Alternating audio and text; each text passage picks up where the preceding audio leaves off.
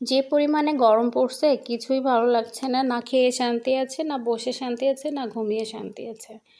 যাই হোক, আপনাদের কি অবস্থা এই গরমে?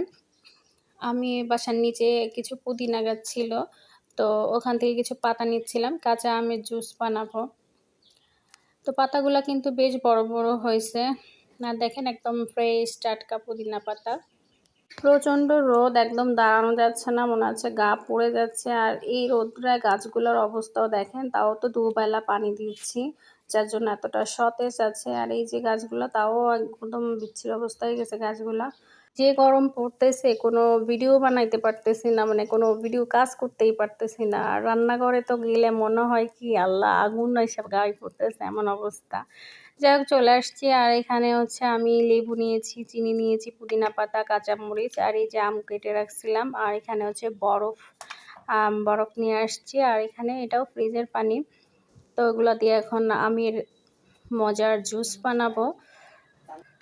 আর এইভাবে কাঁচা আমের জুস কিন্তু অনেক মজা লাগে। আপনারা এখনও যারা খান নাই, এভাবে করে খেয়ে দেখবেন, খুবই টেস্ট লাগে। তো আমরা তো প্রতি বছর এইভাবে খাই, এবং কাঁচা আমগুলা সংরক্ষণ করে রাখি ডিপে, যে 12 মাস কালই খাওয়া যায়। তো আমগুলো আমি পাতলা করে কেটে নিয়েছিলাম, এগুলো ব্লেন্ডারের ভিতর দিয়ে দিলাম সব কিছু।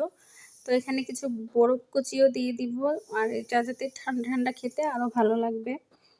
তার মধ্যে আমি একটু চিনি দিয়ে দিচ্ছি, আর চিনিটা একটু বেশি, মানে আপনার প্রয়োজন মতো নিয়ে নেবেন। আর যেহেতু টক আম, আর এটা একটু চিনি বেশি দিলে ভালো লাগে। তো সব কিছু দিয়ে আমি এখন ব্লেন্ড করে নিব। আর এর ভিতরে আমি একটু ফ্রিজের পানিও অ্যাড করে দিব।